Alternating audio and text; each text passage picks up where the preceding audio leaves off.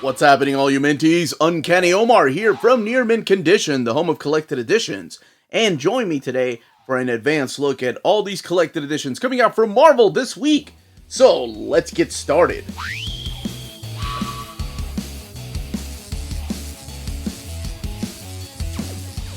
Now, before going any further, I do want to give David Gabriel and Marvel a huge shout out for sending us advanced copies of these books coming out this week. Well, with the exception of Fall of the Pantheon. That is my personal copy. I didn't get a copy of the reprint, but I just wanted to showcase the artwork and what all is being reprinted with that Epic Collection. So, all of these books are due out in the direct market and book market on November 8th or 9th, depending on where you get your books. We have a bunch of trades, a graphic novel, a reprint of an Epic Collection, and a brand new Marvel Masterwork. So let's go ahead and get started with X-Men First Class Road Trips. And as always, the timestamps in the description of the video will show you when I'm talking about a particular book. Oh, and smash that like button before I go any further, please. And subscribe. Ring that bell for notifications. Share the video. Thank you all. X-Men First Class Road Trips. So this is the follow-up to, actually, the First Class just came out a couple of months ago in this graphic novel style. So this is a graphic novel book. It's the size a little bit smaller than your standard trade paperbacks. So here it is compared to the size of a standard trade paperback right here. So it's a little bit smaller. It's also a little bit cheaper. This one's $13.99. And it contains 216 pages. Collecting X-Men First Class 1 through 9. So this is the very first one that you need, Mutants 101, but this is the follow-up series.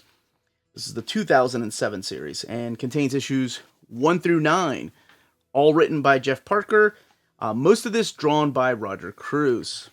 So this takes us back to the simpler days. This is, I don't want to say a retcon, but more of a side stories, the hidden years, kind of like what John Byrne did a little bit, but not to that extreme. Taking us back to the simpler times when it was Marvel Girl, Beast, Angel, Iceman, and Cyclops. Just 5 X-Men, the very first class of X-Men that were students at Xavier's School for Gifted Youngsters. And of course, he makes appearances here too.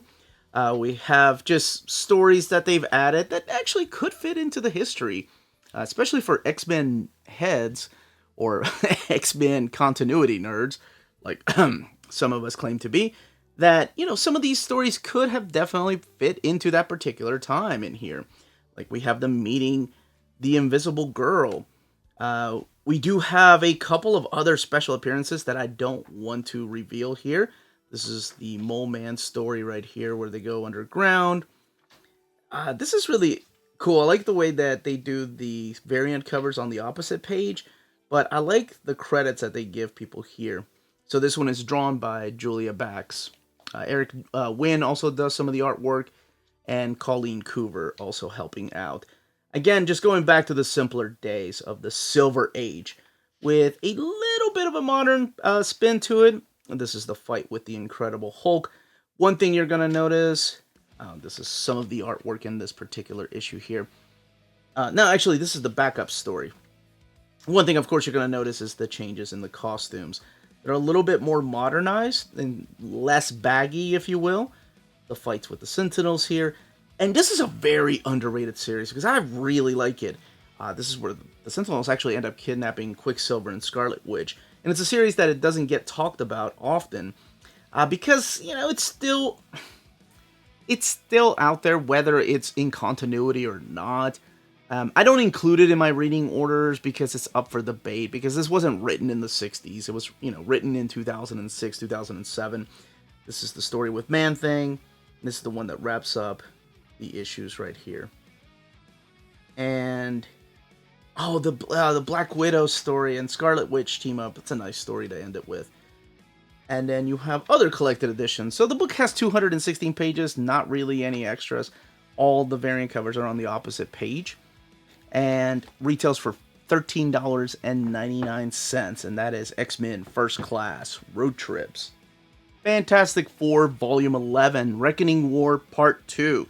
Now, whenever I do these overviews, I try to tell people ahead of time, there's going to be a little bit of a spoiler talk, and there is for this one, because this is the follow-up to the previous Reckoning War Volume 10. So this is also the final part of Dan Slott's run on his Fantastic Four. So this collects issues 43 through 46 of the 2018 series of Fantastic Four. So in case you haven't read any of his run, or in case you haven't read the previous volume, I have to talk about some of the villains that show up here and what exactly is going on in this cover. So just in case, spoilers for the things that have happened before this, because we are talking about the final arc, and even looking at the art will spoil things for you. So again, you don't want to know anything about it, jump to the next book in the description of the video. Alright, everybody else, welcome to the Reckoning War Part 2. Ending it with a little bit of a bang, but a little bit of a, hey, let's hurry up and wrap up these stories. And holy crap, does this... I had this feeling with Reckoning War 1 that it felt like Dan Slott was not just wrapping up his run with the Fantastic Four, but the things he did with the Great Lake Avengers, the things that he did with She-Hulk, the things that he did at the Avengers Initiative. As a matter of fact, that's how you kick this off. So we have the character of Cormorant come back, and Cormorant is a character to just wipe the freaking floor with the Fantastic Four and the characters in the previous volume. So that's this character that Mr. Fantastic is fighting. And what he's doing, I'm not going to go into detail what exactly he is collecting. We do have new characters here called the Reckoning. But he is collecting armor pieces for a certain man behind the mask here. And holy crap, I wasn't expecting him to just go and tear these people apart. Like, you have Gauntlet here from the days of Avengers Initiative. He just killed... Well, they're not dead, of course. This is the Great Lake Avengers, including the unbeatable Squirrel Girl, who apparently is beatable. So does that mean this guy in canon is stronger than Thanos? Who knows? Here's Southpaw from, of course, his run on She-Hulk. She gets a piece of her arm ripped apart. So he's collecting these pieces, and he's doing it for somebody else. And of course, one of the pieces belongs to Doctor Doom, and it can be found in Latveria. Now, this has a huge fight here, and what Doctor Doom ends up doing besides taking, of course, holding his own and not letting this piece go as easy as Cormorant wants him to let go of, is also an unexpected thing that I didn't see coming, and I was like, oh, you can never be sure where you think Doctor Doom is going to go with a particular story. We have the Council of Watchers here. Uatu, of course, makes a return. There's also something that happens to a particular character. This isn't a spoiler, but for the people that have read Original Sin, something happens to Nick Fury in that story. Well, that character plays a big part in all this. There's Jack of Hearts. What exactly is going on? But it feels like this big war is coming, and it could have used, honestly, 4 more issues, 47, 48, 49, and 50, to wrap this up, to make this even a bigger event. So I don't know why Dan Slott decided to just leave. I'm not sure what he's working on. Here we have characters from The Reckoning, what exactly is going on with Reed. And then we have the wrap-up issue, the finale here, Family First, issue 46. And I say that I don't know why he didn't do it all the way to issue 50, because even in his goodbye letter here, he talks about how his first issues of the Fantastic Four were the coming of Galactus. And of course, it's 48, 49, 50. He could have done the exact same thing here. This is here a reunion for Reed Richards and a particular character, and they're all busting on Nathaniel Richards. You don't see Johnny. Where's Johnny? It's Fantastic Four. It's family. They'll all be back together, I'm sure. This is the new status quo for the kids, though, and Alicia. Sorry, my kid's name is Alicia. Alicia. Let's look at the extras in the back, because that's all I will say about this. So right before this page, you get this nice letter, like I said, of Dan Slott pouring his heart out, telling you how much it meant to him to write Fantastic Four, considering his first comic books that his cousin let him borrow were issues 48, 49, and 50. Here's some characters. Actually, no, these are variant covers here. No spoilery covers, because a lot of these have nothing to do, and I mean absolutely nothing to do with the story. But the book has 112 pages and retails for $15.99. No word of an omnibus, but we do have oversized hardcovers coming out. But, an omnibus, modern day omnibus of his run, be a nice idea. But really, we need some Tom DeFalco and Walter Simonson oversized art. Not Tom DeFalco's art, Paul Ryan's art, but you all know what I'm saying. Next up is Captain Carter. In another life, in another world, this definitely would have been a what-if title. Much like the Spider Shadow by Chip Zdarsky, this takes place in an alternate reality, where it's now a woman out of time, where an agent of S.H.I.E.L.D., Peggy Carter, took the super soldier serum instead of Steve Rogers and became Captain Carter. So that's what this series is. It collects all 5 issues of that series, retailing for $15.99, and it has 120 pages. Honestly, I had no idea that Jamie McKelvey wrote this. So Jamie McKelvey is the writer. Marika Cresta is the artist. So it all starts out with finding the body of Peggy Carter inside of ice. And, of course, the thawing her. And now she is working with the British government.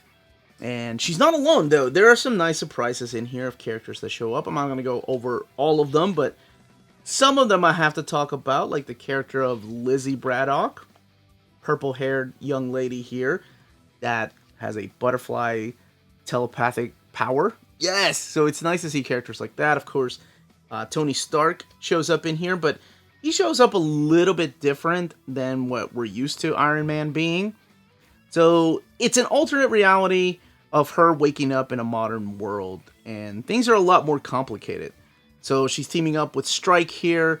There are some things that happen behind the scenes, betrayal, and of course, how do I put this?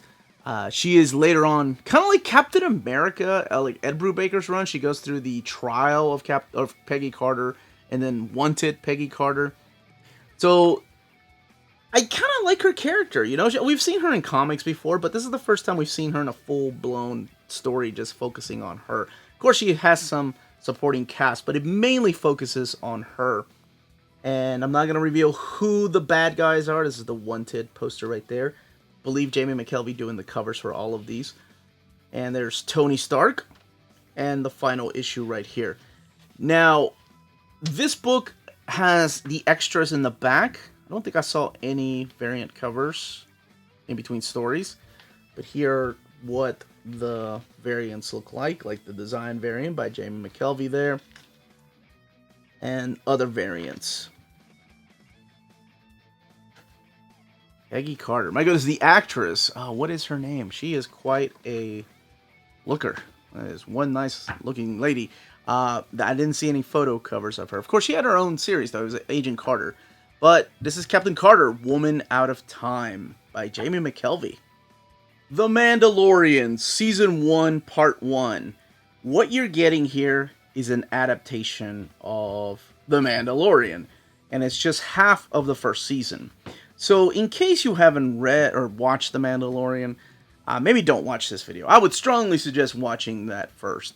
I think you get a better experience watching it than reading it. But if you're just a reader that, it's like, hey, comics for me, that's it, baby. Well, I'm going to just talk about the characters that show up here a little bit, including the name of this little guy that is only known as the child during the time here in Season 1, Part 1. Written by Rodney Barnes, drawn by Georges Genti, who is a great artist. I love his art on Buffy, Weapon X. He did some fill-in work for Exiles, but he can really, it's weird, he can really capture these people, these actors and actresses, but also still make it look like comic book art. But here we have the character of the Mandalorian. Now, he does have a name. Don't read the back, because that name isn't revealed until later in the comics. I don't know why they just go ahead and tell you who he is. Not that it's a big secret or anything. It doesn't add anything to the story. But he's only known as the Mandalorian.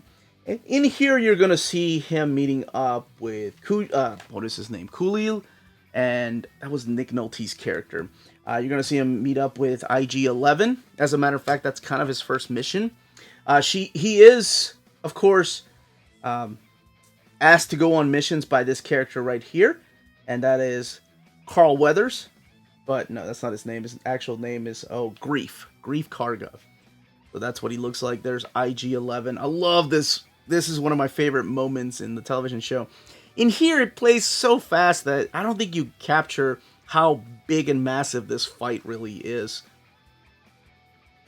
And then, of course, all the other adventures, like meeting the rest of the Mandalorians, how they never take off their helmets. Couple of little things that happen on the show happen differently here. Oh, man, and this is the story that introduces us to Cara Dune. And I have no idea if she's going to be in... I assume she's not going to be in Season 3, just from what everybody says online. But then again, you can't believe everything online, right? Maybe? Anyway, but this is her character. I love their character on the show. And that's where it ends. There's only 4 issues in here. The book has 136 pages. They're big, oversized issues. And here's what the variants look like. There is a really cool variant. Let me just show you. This isn't a spoiler. Because the variants in the back are all thumbnailed. The variants on the opposite pages of the issues of the standard covers are all splash pages. But my favorite one is this one here by Jim Chung. I believe it's an issue. Yes! That is so badass. Oh, I love that. That is so awesome. That's one of my favorite pieces he's done. The book retails for $17.99 and has 136 pages. And that is The Mandalorian, Season 1, Part 1. Now, before I go any further, this is about the halfway point, where I like to remind people to smash that like button and subscribe. But here are all the spines of the books coming out this week. The Fall of the Pantheon might look a little bit different since this is the original printing and I don't have the new printing. Alright, let's get back to it. Now we're on Black Panther by John Ridley, Volume 2. This is Range Wars. And John Ridley is the gentleman he'd been writing Batman. He did the other History of the DC Universe, which was recently released in hardcover. This collects issues 6 through 10 of the Black Panther 2021 series. This is the first volume right there, The Long Shadow. Now, I'm not going deep into details, but there are some things that have changed for the character of T'Challa and what's going on in the nation of Wakanda. So, like I said, I won't go into details, but having this is volume 2, I do have to talk a little bit about it. And that is in volume 1, we learn of something horrible that T'Challa has done. There's a secret that has come out at the end of the last volume, and it's kind of made him a traitor to the nation of Wakanda. Now, not everybody, like his sister, and of course, some of the Dora Milaje, even though they don't serve him anymore, the king, they serve Wakanda, still believe in him. But you have the characters here of the Hatud Zeraze, which of course are the war dogs, the white wolves, these characters here. They're going after him. So it's almost like a civil war happening again in the nation of Wakanda. We've seen that before in Ta-Nehisi Coates' run. A little bit of that in, I think it was Reggie Hudlin's run. But here it's like, this is a really cool scene. This is him being hunted down by all the war dogs, these guys right here. The Hatut Zeraze. They're all being led by their new prime minister right there, which again, you can find out what exactly was happening with all that and what the secret is in the previous volume. Storm comes in and helps, and I do love that. I mean, that's not much of a spoiler when you have this particular picture right there on the cover. But, you know, you also get characters like Shuri in there, and Okoye and the Dora Milaje. And then the big fight at the end, I didn't see that coming, and how all this ends out playing out for T'Challa. And if by the end you start questioning, man, is he really alone, or does anybody have his back? And I like that. I like that there's a couple things that aren't unanswered. The final 2 issues in here are about Captain America sending him on a little bit of a mission because he doesn't think that T'Challa's head is in on the game. So he sends him to find out about this character right here. What is his name? The colonizer. But the character, the breakout character is this dude right here, the Buffalo Rider. That guy. It's Pretty interesting story back here. Let's look at the extras in the back. So back here we have some variant covers, including a Miracle Man one. A Buffalo Soldier, I'm sorry, I called him a Buffalo Rider. Yeah, that character is really interesting. I think there's a sketch where you see like the original idea for him. Maybe it's somewhere in between the pages. This is the Colonialist. What did I call him? The Colonizer? Anyway, this collects issues 6 through 10 of that series, $15.99. And it has 112 pages, and that is Black Panther Volume 2, Range Wars. New Mutants by Vita Ayala, Volume 3. Collecting issues 25 through 28 of New Mutants. This is what the actual cover looks like. And the cover, there's nothing I can do about spoilers, but I'm sure some of you all probably already recognize a character back there. I do have to talk about that character and what's going on here. So just in case you don't want to know anything about that character, and you don't want to know exactly what's going on in here, jump to the next book, which I think is the Fall of Pantheon. Alright, for all you kind folks that are still here, not kind, I mean everybody's kind, but I mean for you people that don't care about spoilers, or have already read this, or just want to know what's going on, let's talk about this. Now, on my channel, I've talked about Ayala's Children of the Atom, I've talked about her run on New Mutants, and man, it's just been one long, drawn-out story with the New Mutants, and I like some of the kids, but I want to see my classic characters again. And I feel like I finally got a story that is worthy of Rod Reyes' artwork, but the biggest thing that came here to me were the flashback stories. That was really cool because, one, I love that miniseries of Magic. Two, they're drawn by Jan Duursema, whose name I haven't seen in comics in a long time. I think the last time I saw it were some early aughts Star Wars comics. Now, she could have been, doing storyboards. She could have been doing something else. So I think it's really cool when I see somebody of her caliber coming back and drawing comics again. Or comics of characters that I'm reading at the time. But here we have Rod Reyes artwork, and I think it really, definitely fits this particular story because we are talking about Limbo.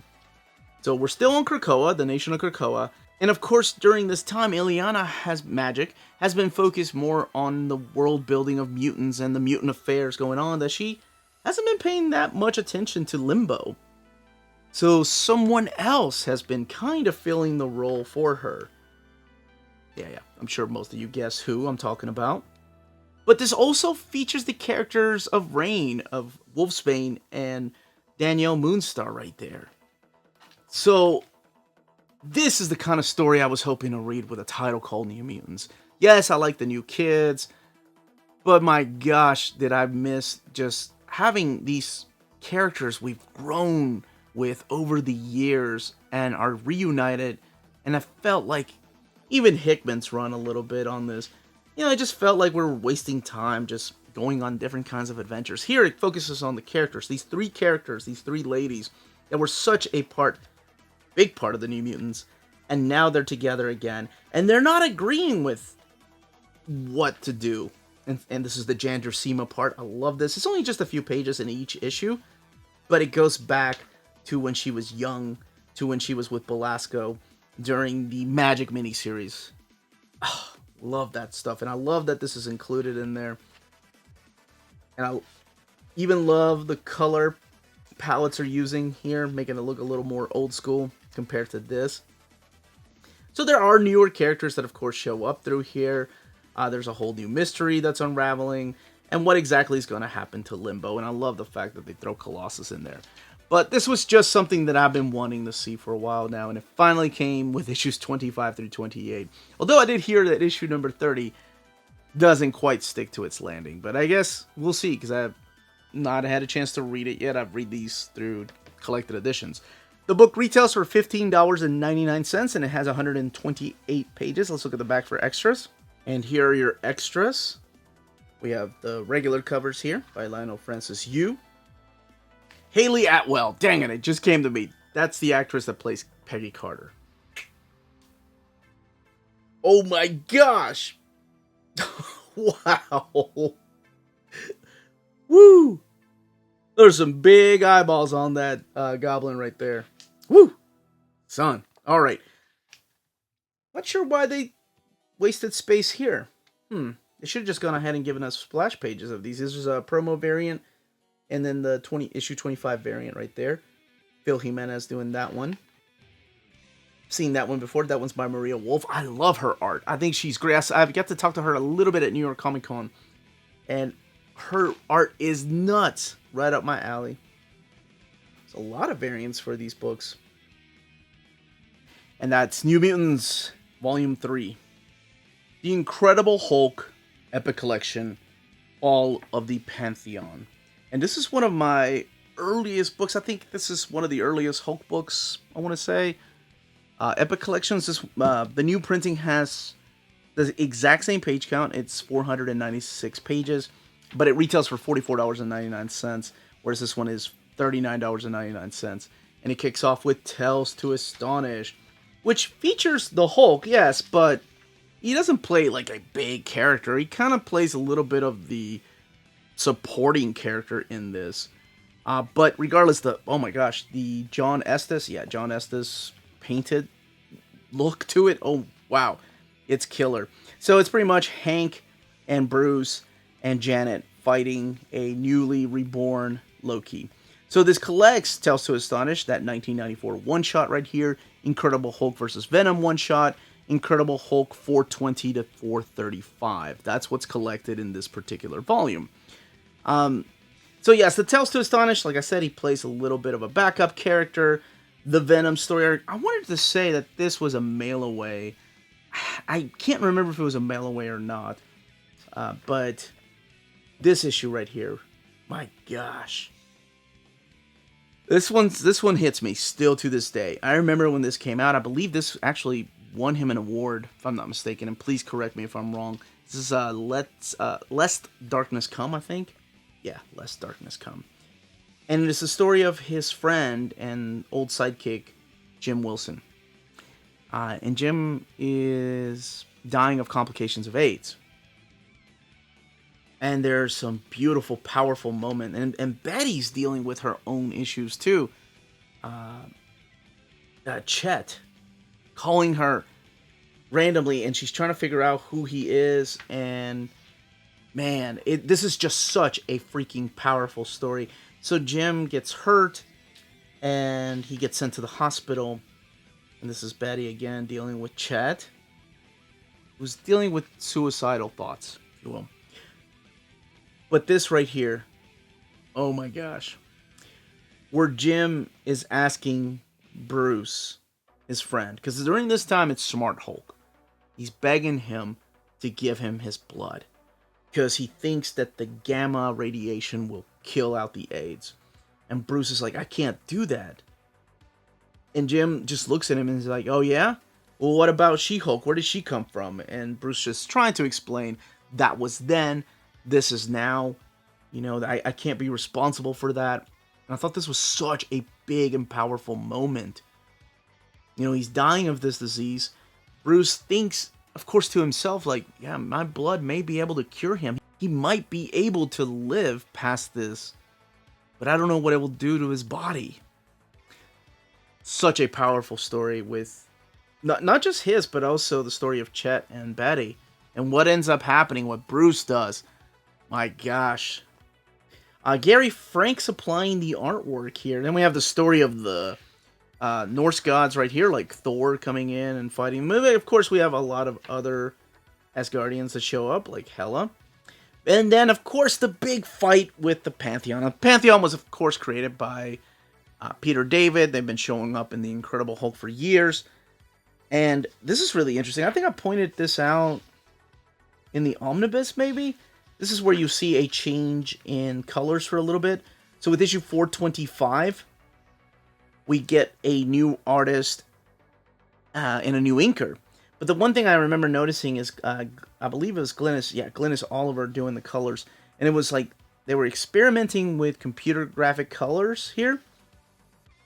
I mean, it's a lot different than this, right? The colors that they're doing here. And it's like they're using Malibu colors. So when Malibu was bought out by Marvel at the time, they started to inherit a lot of the colors, which is the colors that Image Comics were using at the time. So Gary Frank ends up leaving the book, and within issue 425, after we see the whole Pantheon story play out, we have a new artist here, Liam Sharp. Now, the tone even changes with Liam Sharp. This is where we get the Savage Banner story. That Bruce Banner and Betty decide to go into hiding. So much so that Bruce decides to carry a mask, wrap his face around a mask. And that story tone really changes. And it's Peter David pretty much just trying to work a story in that will better fit the artist that he's working with. And now he knows that he's joined by Liam Sharp. Here's the story with Man-Thing, where they go after a child murderer. I believe that one there's a two-parter.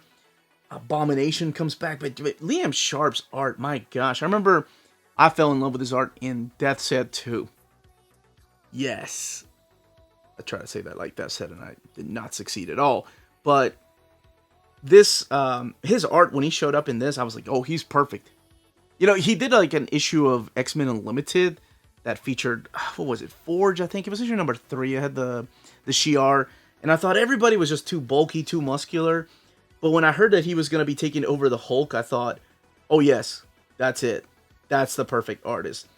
Now, we still see a transition with issue 433 right here. This is when Hulk goes under the Marvel Edge line. So up there with characters like the Punisher and Ghost Rider. But this was a crossover called Double Edge with the Punisher. And it's pretty much featuring the demise of Nick Fury. And actually, the following issue, 434, shows you the aftermath of that. They don't give you the whole story, the crossover. They just give you the Hulk parts of it. Here's a... Well, this was originally supposed to be a double-sized issue. This is drawn by Chris Renaud. But only half the issue is collected here. Because I believe the other half was... it was just... what's it called? Reprints. Things to come. Oh, we do have Ghost of the Future that comes in the next. I believe that will be the next Epic Collection. This stuff has already been collected in omnibus format as well, but it first came out in Epic format. Here's some letter pages. That's really interesting. I think this is the letter page to issue 420. Yeah. Yeah. So, powerful story. And then the Incredible Hulk 434 letter pages. It's rare for Epic Collections to have those in there. Again, this is my copy. I don't have the new printing to do a comparison like I normally do, but I just wanted to give you an idea of what the stories are and what the artwork looks like. Last but absolutely not least is the Fantastic Four Volume 24 of the Marvel Masterworks line. This is the standard edition cover here. And of course, like all of the Marvel Masterworks, they have a dust jacket. They're standard size hardcovers, and this is what the inside looks like. And they're going to be reprinting these for the people that have always wanted to get into these. So, very cool that you all get to experience what those early Marvel Masterworks, now fully restored to like the best restoration they're going to get. So, written and drawn by John Byrne. Keep that in mind when I'm going through here and telling you what's collected in here. Written by John Byrne, who's also the artist, like I said, an inker, and sometimes even drawing the word bubbles. Pencils by Kerry Gamble, just doing one issue, which is really interesting. I'll talk about that. I learned that through the introduction here by Mike Higgins. Ron Wilson, of course, doing The Thing. And then you have your inkers, Hilary Bartas supplying the inks for The Thing number 10. Lettering right here, Michael Higgins does some of it. Jim Novak doing most of it. And the colors, Glynis Wayne. And the colorists right here, you have Glynis, Juliana, and Andy, editors at the time. Color and art reconstruction, of course, that is Michael Kelleher. And the illustration, All Thumbs Creative. These guys do wonderful work. Here we have your table of contents, your introduction by Michael Higgins, and what's collected in here. And Michael Higgins has a really good introduction talking about John Byrne and his run. I'll talk a little bit about that here in a second, but this collects issues 258 to 268 of Fantastic Four. Also collects Alpha Flight number 4, The Thing number 10, and material from Thing 7, Marvel Fanfare 15, and Fantastic Four Special Edition number 1, which is all the way in the back and collected in a really unique way. This interlude, oh my gosh, this is so cool. Doom comes back to Latveria. First of all, look at this spread page right here. The detail, the buildings, the layouts. Oh my gosh, John Byrne, are you out of your freaking mind? I'm sure other writers and artists were looking at Byrne because he was living in Canada at the time. Later on, he moved to the New York offices of Marvel. But I'm sure other writer and artists, you have that one guy on your team, whether you're an IT, whether you're a teacher, that just goes a little above and beyond and makes the entire team looks bad. That's what I think. Like, other artists and writers look at John Byrne like, really, dude, you're writing and drawing this and inking it. I'm just the inker. Anyway, I wonder if anybody looked at John Byrne like that. So yes, we see the evils of Doctor Doom, like how he really is. I love this. He's shucking Kristoff aside. He comes back. He inspects the Doom bots. Oh my gosh, right here, what he does to Hopman. But yeah, this is what I'm talking about, where he just picks up Kristoff and he's like, what? No one rivals Doctor Doom, not even Magneto. I love that. And he breaks Tyros, not Terrax, of course, because this is after the big fight with Terrax. He breaks him out of the hospital, restores his powers, only to team up with him to go against the Fantastic Four. And of course, that has ridiculous ramifications. This book, by the way, retails for $75, and it has 384 pages before I go any further. But yes, it has ridiculous ramifications as to what happens to Doctor Doom. The thing to keep in mind is that we also have Reed Richards is missing, and who comes right along to kind of try to swoop Sue off her feet, but really doesn't. He just wants to get her help to go on to Alpha Flight number 4, which is also written and drawn by John Byrne. So not only is he doing art like that on the Fantastic Four, but he's also writing and drawing Alpha Flight. That is insane. And then he's writing The Thing, which I know Ron Wilson was drawing. Just check out that. Man, I love his layouts. I love his panel work. I love the fluidity in his, in the postures, the characters themselves. Yes, I realized that that was pure accident. But, man. And then this is the volume that also contains a horrible thing happening to a couple of these characters that I'm not going to go into detail about and talk about in case you haven't read it, because I feel like everybody needs to experience it for themselves. Holy crap. So the story behind this, Michael Higgins was talking about, what it was like to work with John Byrne. Apparently they never really met but a couple of times, but because he lived in Canada. And this is an actual note. This is the note that he put on the cover. Hey guys, I know it's Assistant Editor Month, but let's not do anything too silly on the cover, okay? Love and kisses, John. And all Michael Higgins did was take a Sharpie and ink that. He was like, I'm just going to keep it. Because the story behind this cover is insane. John Byrne was so sure of his art that he didn't draw any of these aliens back here in pencils. He went straight inks. What? What madman does that? Yes, it's in red. And yes, you can hide some of the little things that you didn't draw right, but who does that? Who is that sure of their artwork? I mean, Jack the King Kirby. And yes, there are other artists that have done that. But holy crap. So yes, Reed Richards is on trial. Why? Because he saved Galactus. So the Shi'ar are holding him on trial. This has appearances by Odin, has appearances by other characters. Johnny Storm goes missing for a while. They go and look at that. My gosh. They go underground. This is some of the best Fantastic Four stories, I swear. I believe that is the character of the Messiah right there. The Mole Man fight. Trying to get Johnny Storm. This is the Thing story. Number 10. And oh my gosh, I forgot to mention. I believe it's on the cover, right? Nope, not on the cover. This is when the Fantastic Four get a brand new team member. So during this time, every Marvel comic was going into the Secret Wars. And what they decided to do, what editors I assume decided to do, was let's time jump a little bit. Let's say we skip a year after the 12 months they've been in the Secret Wars, the Battle World. Characters come back a little bit different. So you have characters like Spider-Man. He had a brand new black costume. But it appeared before it actually appeared in the Secret Wars issues. Same thing with X-Men. You knew that Peter Colossus fell in love with somebody over there because he's telling Kitty about her. But you never got to meet her, what happened to her, until you read Secret Wars. And those issues hadn't come out. They hadn't even written the ideas for these things yet.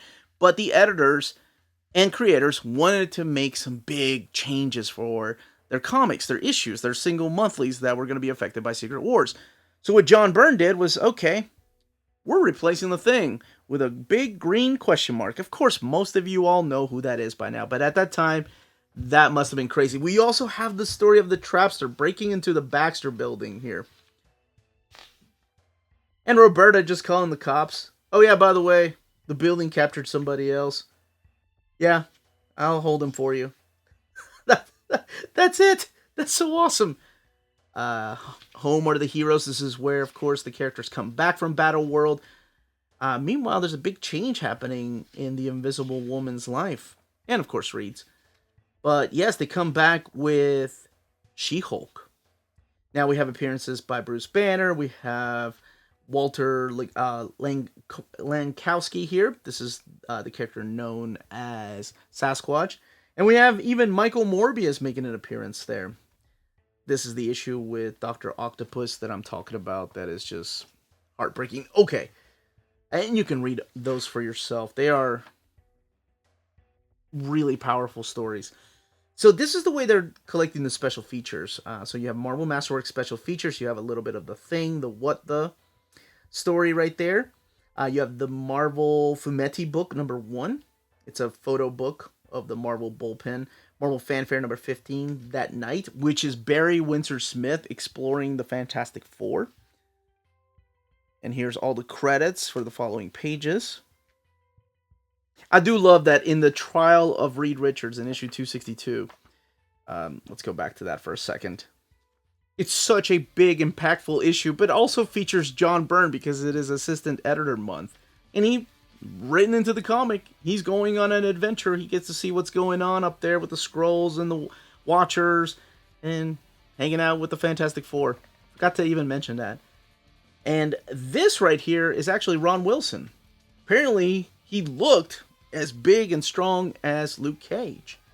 That's what's up. This is the stuff that's from the photo book right here, including, I recognize that lady right away.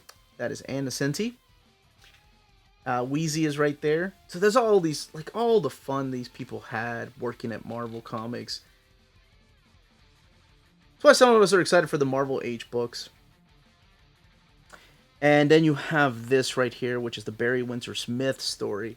It's nothing but like April Fool's type of story, but my gosh, the amount of detail. And apparently this greenlit a 4-issue miniseries that they only did 1 issue of, and then the project was dropped, I believe. All the way in the back. No, actually, this is the cover right here. This is a really interesting cover. This is a Fantastic Four special. It's redrawn by John Byrne, but it's like the origin of Namor, including how he returned to the Silver Age. Pin-ups right here. I always love this house ad about changing the look of the Marvel comic. It's ridiculous, but... And house ads, Marvel Age covers, handbook, Fantastic Four. This is the revised Chronicles pinup for a press poster. Original art, oh my gosh. Trial of Galactus trade paperback, the introduction by John Byrne, introduction by Richard Ashford right here, from the greatest villains of the Fantastic Four, trade paperback, house ads, Visionaries. It's the way I had them too, and read some of those stories for the first time, because I could never fully complete my run of the FF. And then the biographies back here. Again, this book retails for $75. It is sewn binding for the people that are curious about that too. And it has 384 pages. But that, as they say, is that. If you're interested in purchasing any of these books, don't forget to check out our sponsor, cheapgraphicnovels.com, your online home for graphic novels and collected editions up to 50% off cover price. They have excellent shipping and prompt and helpful service. Check out their bargain deals for up to 90% off cover price. And don't forget, the CGN also takes pre-orders. That way you don't miss out on the hottest releases. And they are currently running a special promotion for you Minties. If you're a first-time customer, after receiving your order confirmation email, reply back to that email and let them know Near Mint Condition sent you their way. They will then apply a free shipping promotional credit to your next order in the US. Cheap Graphic Novels, your source for the hottest books with the kind of deep discount, quality shipping, and customer service that will keep you coming back for more. And that was the content and page count of each of these books. Let me know in the comments down below if this is how you are picking up a particular series. Like, is this how you're picking up the Hulk series by Peter David, or do you have the Omnis? Are you getting the Fantastic Four Omnis by John Byrne, or do you prefer the restored artwork that the Marvel Masterworks give us? What you think about any of the series that are ongoing, like Fantastic Four, Black Panther, New Mutants. And if you have any questions, leave your questions down below. Don't forget to smash that like button. Tune back in tonight at 8 p.m. Eastern Standard Time for Old Reader, New Reader. That's a series where one of us goes back and reads a classic story while we have somebody reading it new for the first time. Now, that's it. Everyone stay healthy and safe out there. Much love.